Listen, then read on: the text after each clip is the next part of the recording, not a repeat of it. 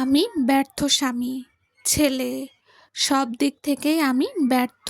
কেউ বুঝলো না আমার দিকটা, কেউ বুঝতে চায়নি আমার দিকটা। যে যেমনে পেরেছে নিজেকে বুঝিয়ে চলে গেছে। আর আমি চেষ্টাও করেছি তাদের বুঝাতে, কিন্তু তারা আমাকে একা রেখে প্রতিবারের মতো ছেড়ে চলে গেছে। কেন তুমি না বলেছিলে যাবে না আমাকে ছেড়ে কোথাও? তাও গেছো, তুমিও বেঈমান। আর এই বেইমানির শাস্তি তুমি পাবা। প্রস্তুত হও বউ, আমি আসছি। ব্যান্ড বাজা বারাত নিয়ে যেখানেই থাকো প্রস্তুত থাকো। অরুমিতার ছবির সামনে দাঁড়িয়ে ধ্রুব কথাগুলো বলে ওঠে। কতগুলো নাম্বারে কল লাগিয়ে বসে পড়ে খাটের ওপর। রেড টুংটাং গিটারের শব্দ তুলে গেয়ে ওঠে।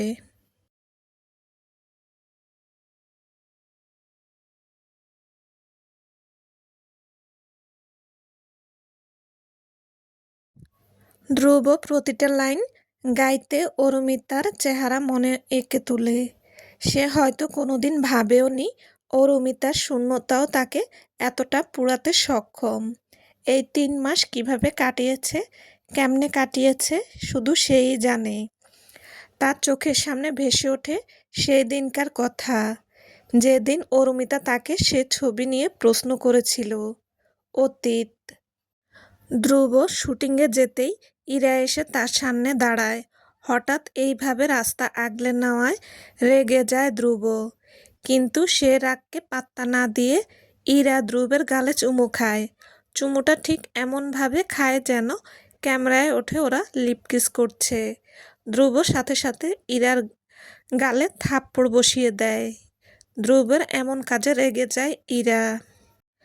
ওই থার্ড ক্লাস মেয়ের জন্য তুমি আমার গায়ে হাত তুললে তো? সেই মেয়েই তোমাকে ছেড়ে চলে যাবে। সব মেয়ে তোমার মতো না। খুব বিশ্বাস না তার উপরে? নিজের চেয়েও বেশি। কিন্তু সেও কি তোমাকে বিশ্বাস করে? অবশ্যই। চ্যালেঞ্জ। ধ্রুব চ্যালেঞ্জ অ্যাকসেপ্ট করে নেয়। আর ধ্রুব শ্যুট শেষ করে রাগী মেজাজ নিয়েই বাসায় ফিরে। সে ভেবেছিল অরুমিতা তার সাথে বসে কথা বলবে, কিন্তু সে এমন কিছুই করেনি। উল্টা তাকে বেইমানের উপাধি দিয়ে চিল্লাচিল্লি শুরু করে। আর সেজন্য ধ্রুবের মেজাজ আরও খারাপ হয়।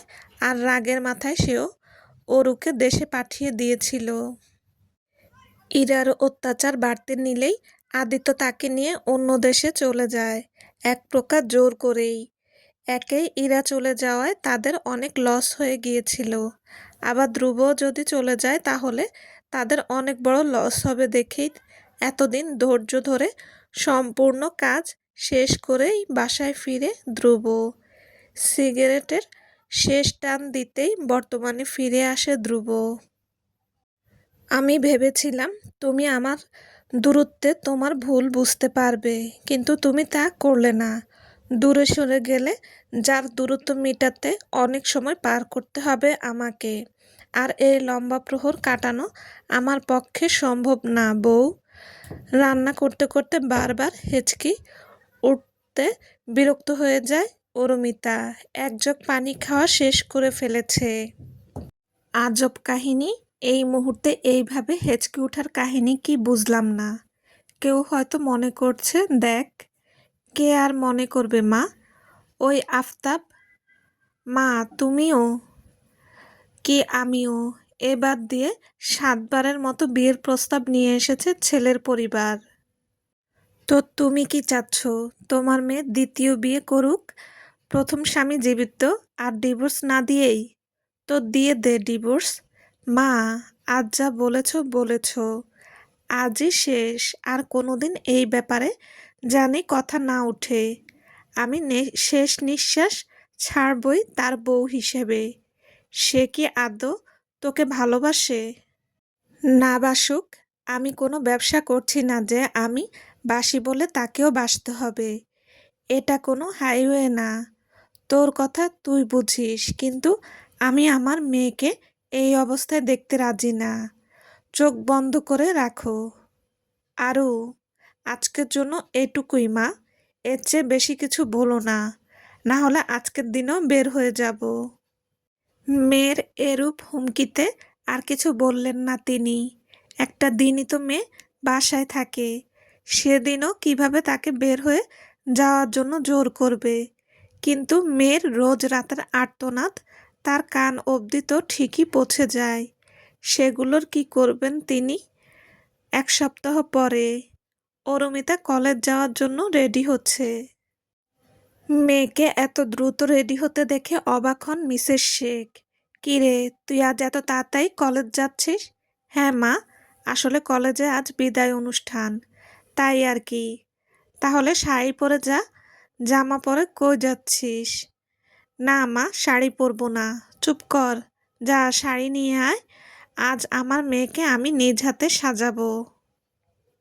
কিন্তু, কোনো কিন্তু না। মায়ের জেদের কাছে হার মেনে নেয় অরুমিতা। আলমারি খুলে আসমানি রঙের একটা শাড়ি হাতে তুলে নেয়।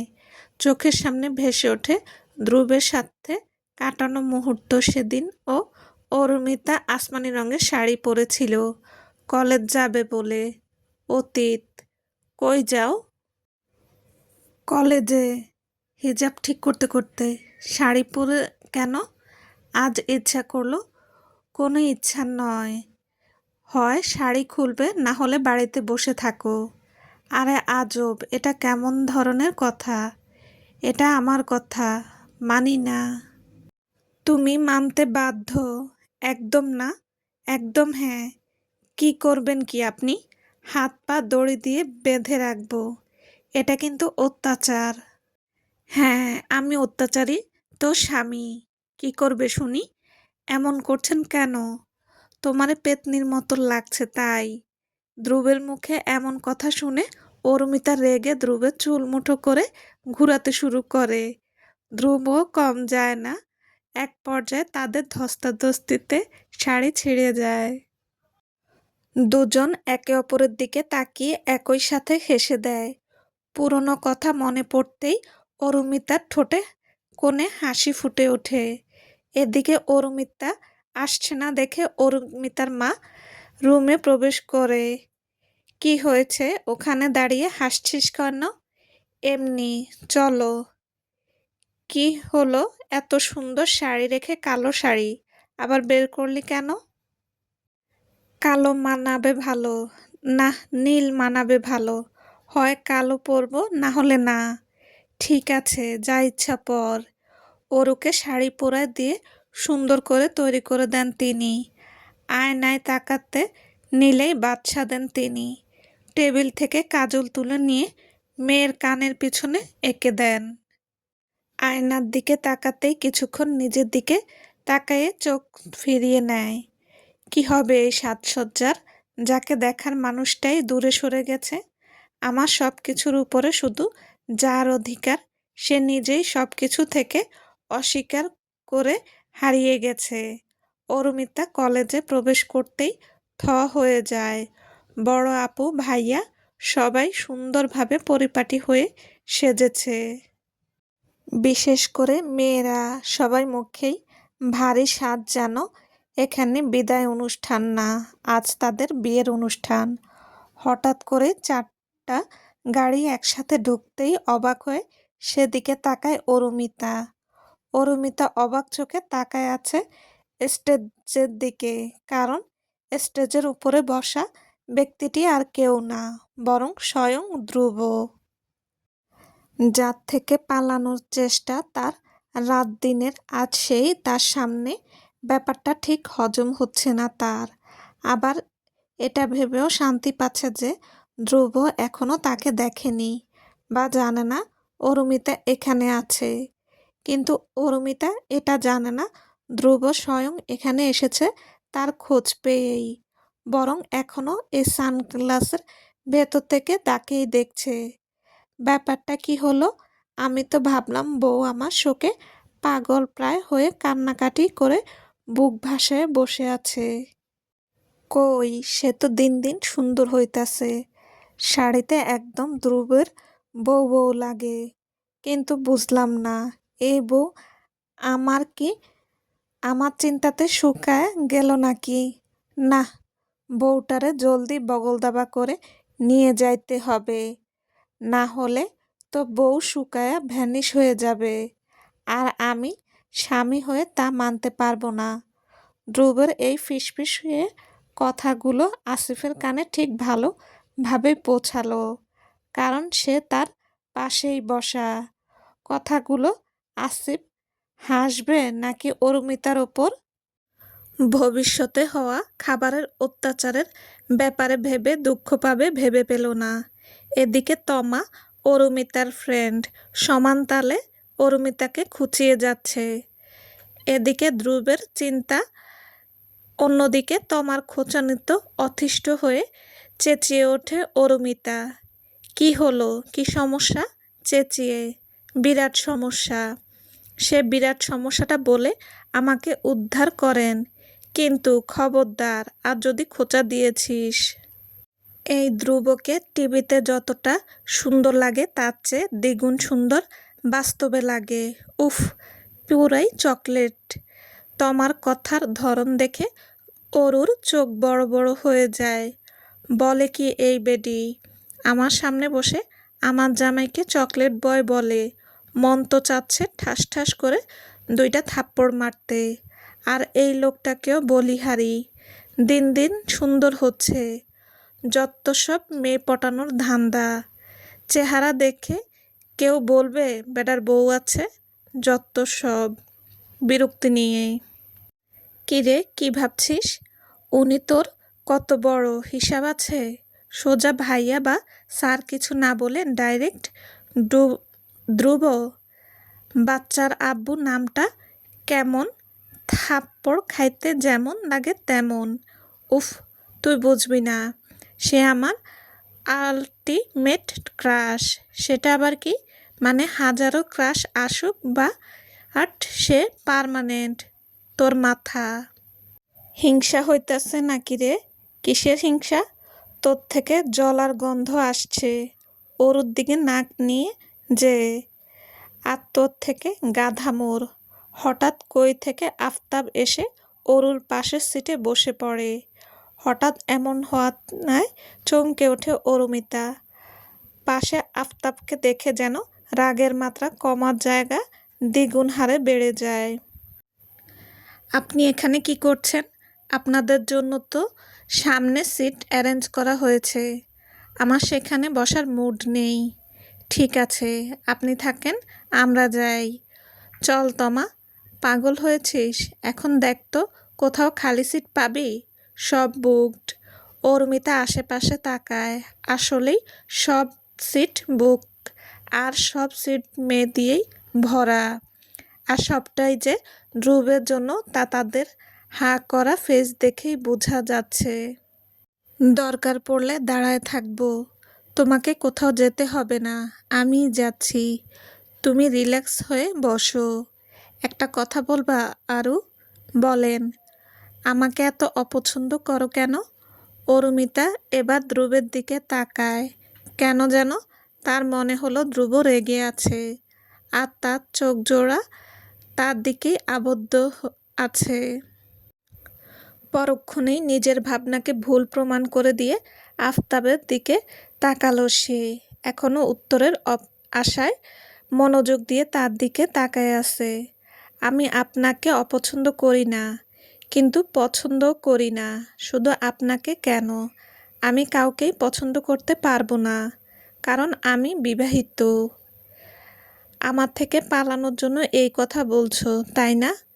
যা ভাববেন, এতে আমার কিছুই যায় আসে না। তুমি কি জানো তুমি হৃদয়হীনা? কি দারুণভাবে মনটাকে ছিন্নভিন্ন করে দাও কথার আঘাতে। এই তো আপনার থেকে জেনে নিলাম, ফিউচারে মনে রাখবো। আফতাব দীর্ঘশ্বাস ফেলে সেখান থেকে চলে গেল। তার যাওয়ার দিকে তাকিয়ে তমা দীর্ঘশ্বাস ফেলল। কলেজের প্রথম দিন থেকেই আফতাবকে সে ভালোবাসে। অনেকবার চেষ্টা করেছে সে বলার, কিন্তু সিনিয়র হওয়ায় সাহস পায় নাই। যেদিন থেকে আরও এসেছে আফতাবের আনাগোনা তার আশেপাশে বেড়ে গেছে, যার কারণে দমিয়ে রাখা ভালোবাসাটা চাইলেও দমে থাকতে চাচ্ছে না। কিন্তু সে নিরুপায়। মাঝে মাঝে ভাবে কি আজব ভালোবাসার নিয়ম! যে যাকে চায় তাকে চায় না, অন্য কাউকে চেয়ে হা-হুতাশ করে। এমন না তমা মেয়েটা সুন্দর না, কিন্তু তবুও তমাকে ছেড়ে কেন ছেলেটা আরুর মতো শ্যামলা মেয়ের প্রতি আকৃষ্ট বুঝতে পারে না সে। এদিকে অনবরত এক এক স্যার স্টুডেন্টের ইমোশনাল বক্তৃতায় অতিষ্ঠ হয়ে গেছে অরুমিতা। নিজের দুঃখে বাঁচে না, এদিকে এরা আবার ইমোশনাল কথা বলে আরও মনটাকে বিষিয়ে দিচ্ছে। তমাকে নিজের সাথে যেতে বললেও সে রাজি হয় না, ধ্রুবকে দেখবে বলে। অরুমিতা জোর করে না, তার কপাল খারাপ, তাই তো বেছে বেছে এমন একটা জামাই পাইছে যাকে প্রায় অধিকাংশ মেয়েই পছন্দ করে। অরুমিতা একটু দূরে যেতেই একটা পাথরের সাথে পা বেজে পড়ে যেতে নিলেই নিজেকে কোনো মতে সামলে নেয়, কিন্তু কুচি খুলে যায়। কোনো রকম কুচি এক হাতে ধরে ওয়াশরুমের দিকে চলে যায়। কুচি ঠিক করতে করতে কখন তার পেছনে ধ্রুব এসে দাঁড়িয়েছে সেটারও পায়নি। সে তো ব্যস্ত নিজের শাড়ির কুচি সামাল দিতে। যেহেতু বাহিরে ফাংশন চলছে, তাই ভেতরের দিকে লোকের আনাগোনা নেই বললেই চলে। অরুমিতা শাড়ি ঠিক করতে করতে এতটাই মশগুল হয়ে গেছে, ধ্রুব যে এক ধ্যানে আয়নার দিকে তাকিয়ে নিজের চোখের এত মাসে তৃষ্ণা মেটাচ্ছে সে টের অবধি পায়নি। আর যখন টের পেল তখন অরুমিতার চোখজোড়া মার্বেলের মতো গোল গোল হয়ে গেল। কি হলো, আশা করনি বুঝি আমাকে বউ? আপনি এখানে কেন? অন্য কাউকে আশা করেছিলে বুঝি? ভালোই তো পাখা গজিয়েছে, আকাশে উড়ছিলে তাই না? একদম ফালতু কথা বলবেন না, চলে যান এখান থেকে। আমি ফালতু কথা বলি, আর ওই ছেলেটা খুব কাজের কথা বলছিল তাই না? হুম, বলছিল, তাতে আপনার কি? আপনি এখানে গেস্ট তার মতো থাকেন। রাস্তা ছাড়ুন, এত স্বপ্ন দেখা ভালো না। হুম, জানি, স্বপ্ন ভাঙার জন্য আপনি তো আছেনই। যা বলার বলো, তোমার হক আছে, কিন্তু এত দূর এসে লুকানোর অধিকার কে দিল তোমাকে? আপনি যা ইচ্ছা তাই করবেন, আর তা মেনে আমাকে চুপচাপ সেখানে থেকে আপনার সব কিছু সহ্য করা লাগবে? আমি তো সেটা বলিনি। তুমি চিল্লাতে, কথা শোনাতে, বাবার বাড়ি চলে যেতে। তুমি কোন সাহসে আমার পারমিশন ব্যতীত শহর ছাড়লে? এত অভিমান নিজের ভালোবাসাকে দাবিয়ে দিয়েছ? বাসি না আমি আপনাকে ভালো, বুঝলেন আপনি? তোমার চোখ তো তোমার মুখের কথা সম্মতি দিচ্ছে না, তোমার চোখ তো অন্য কথা বলছে। চোখের দিকে তাকিয়ে নির্জীব চোখের কথা শুনতে পারছেন, আর আমার মুখের কথা কানে যায় না? তোমার ওই নির্জীব চোখ অনেক কথা বলে, সেটা কি তুমি জানো না? রাস্তা ছাড়ুন, আমার সাথে ফিরে চলো। ফিরে আপনার আর আপনার প্রাক্তনের প্রেমলীলা দেখব? না, তোমাকে সামনে বসিয়ে বাসর দেখাবো। আপনি আসলেই একটা অসভ্য, যেমনই হয় তোমার স্বামী, যত সব অসহ্য। কথাটা বলে এক প্রকার তাকে ধাক্কা দিয়েই বেরিয়ে গেল অরুমিতা। চলবে। আসসালামু আলাইকুম। গল্পটা যদি ভালো লেগে থাকে প্লিজ লাইক কমেন্ট করে জানাবেন। আল্লাহ হাফেজ।